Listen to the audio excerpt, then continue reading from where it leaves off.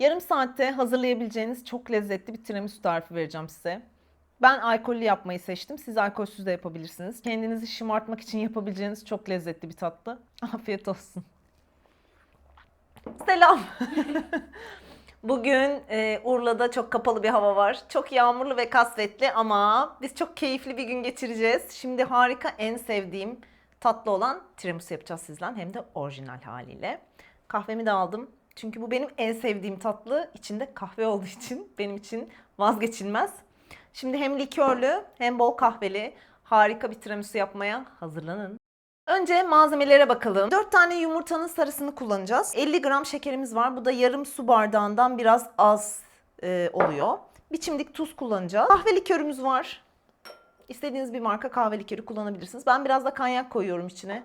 Çünkü ikisini çok seviyorum. Kedi dilimiz var, bir paket kadar. Ben küçük kaseler hazırlayacağım ama siz orta boy kare bir borcamda da bunu hazırlayabilirsiniz. Tam bir paket, güzel geliyor. 230 gram kremamız var. Bu %35 yağlı olanlardan kullanırsanız daha lezzetli ve daha güzel kabaran bir krema oluyor. 225 gram da mascarpone peynirimiz var.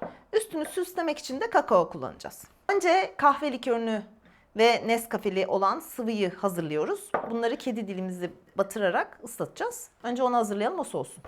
Kahvemizden içelim. Aa, yaşasın. Evet, önce Nescafe'mizi 240 mililitre su. Benim şöyle bir ölçü kabım var. Yani sizin de vardır diye düşünüyorum. Çoğu insanın var. Ama yoksa da 1,5 su bardağı gibi bir şeye denk geliyor. Nescafe'mizi eritiyoruz.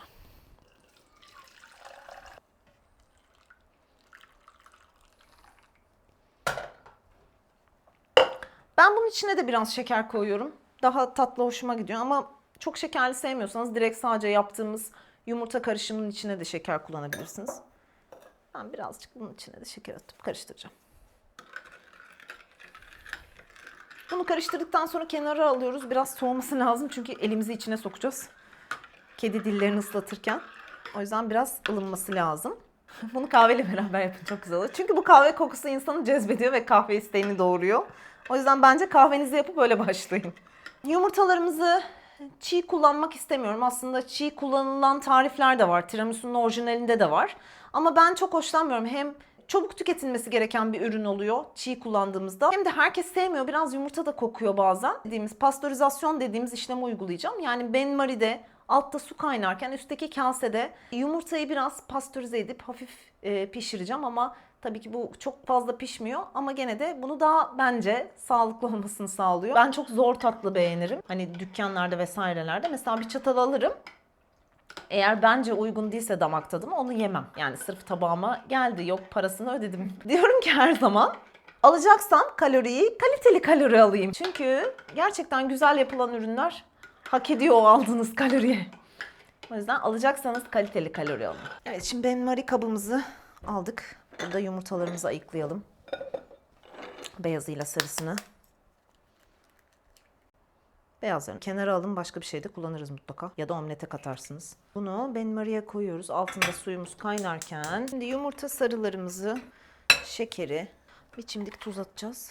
4 tane yumurta sarısını buraya koydum. İçine şekerimizi ekledim. Bir çimdik tuzumuzu ekledim. Biraz çırptıktan sonra likörü de, kahve likörünü de buraya ekliyorum. Böyle bir kalınlaşacak, koyulaşacak. Sonra beyazlaşacak. O zamana kadar iyice çırpıyoruz. Siz bunu elle eğer yorulurum derseniz makineyle çırpabilirsiniz. Kol gücü, biraz kas yapalım. Evet, kahve likörümüzü de ekleyelim içine. Bunu da buraya ekleyelim. Kahve likörünün bir kısmını yumurta karışımına ekledim. Geri kalanını da Nescafe suyuna ekledim. Ben kanyağı da oraya koyuyorum. Yani kedi dillerini ıslatırken ikisini beraber kullanıyorum. Birazcık da makineyle çırpalım. Böyle bir beyazlaşacak, renginin beyazlaştığını göreceğiz. Evet, kıvamı koyulaştı. Rengi de biraz açıldı. Bu suya oturtacağım. Böylelikle çabuk soğuyacak. Evet, şimdi buraya oturturalım bunu. Birazcık karıştıralım. Şimdi biz mascarpone'la kremayı mikserde çırpacağız. Böyle kar gibi olacak. Tası çevirdiğimizde dökülmeyecek. Tamam mı? Kıvam o. Dökülmeyene kadar çırpıyorsunuz. Bir paket kremadan biraz fazla. 230 gram. 200 mililitre gibi paketi. Mascarpone da 225 gram gibi. Onlar 300'lük oluyor zannedersem ya da 350'lik oluyor paketleri. Bu ikisi yeterli gelir. Yani siz bunu 2 çarpı da yapabilirsiniz. Çok büyük bir arkadaş grubuna yapacaksınızdır. Büyük bir borcamla bunu çarpı 2 yapabilirsiniz ya da 2 kişisinizdir. Bunun yarısını kullanıp yapabilirsiniz. Ben şimdi size bugün böyle kaselerde hazırlayacağım. Ama normalde kare bir borcamda ya da dikdörtgen bir borcamda da yapabilirsiniz. Kıvamı çok güzel. Bunu benmaride pişirdiğimiz ve soğumaya bıraktığımız karışımla havalandırarak birbirine yediriyoruz. Birkaç seferde ekleyeceğim. Karıştıracağım sonra tekrar. Güzel kokuyor. Mutsuzluğa birebir. Evet, şimdi bunu havalandırarak birbirine iyice karıştırdık. Harika dokulu bir krema elde ettik. Baba bulaşık doldu. Kasenize göre kırarak ayarlayabilirsiniz. Yani normalde büyük bir borcama dizdiğinizde böyle yan yana diziyorsunuz ama tabii kase için birazcık boyut olarak büyük kaldığından. Lütfen çok fazla bekletmeyin. Yani ıslanmadığını düşünüp sakın uzun süre bekletmeyin. Bu sefer de çok fazla eriyor. O yüzden ön arka ikişer sefer döndürün ve alın. En alta ben kedi dillerini dizeceğim. Çok güzel kokuyor. Lütfen hemen olsun.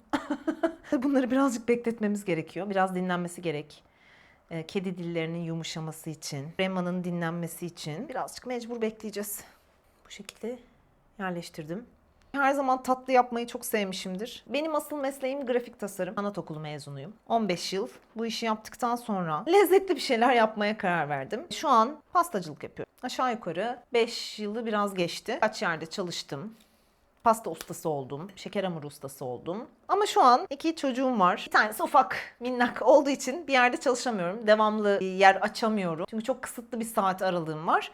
O yüzden ben de bunları evde yapmaya karar verdim. En azından sizlerle paylaşayım. Hep beraber yiyelim ve mutlu olalım diye. Evet, şimdi bunların üstüne biraz böyle şekil yapmak istiyorum. Ben sıkma torbasıyla şekil yapacağım. Minik minik topçuklar. Önce şöyle bir bıçakla dibine sürüp ondan sonra topçuklar yapmayı düşünüyorum. En üstüne de kakao serpip servise hazır hale getireceğiz.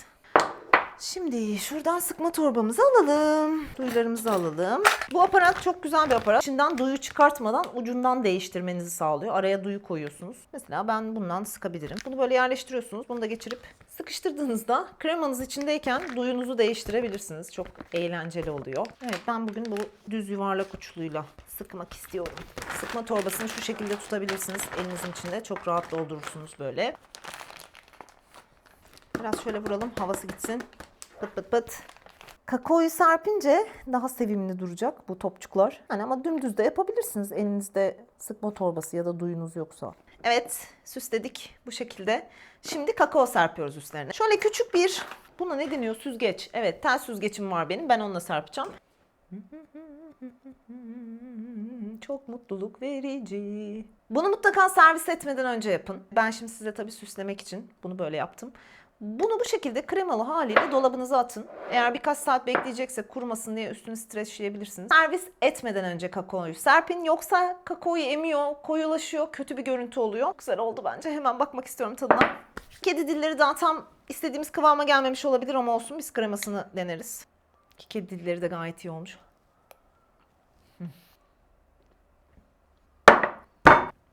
Budur. Mükemmel, mükemmel. Kendim yaptım diye demiyorum, harika. Kesinlikle denemelisiniz. Afiyet olsun.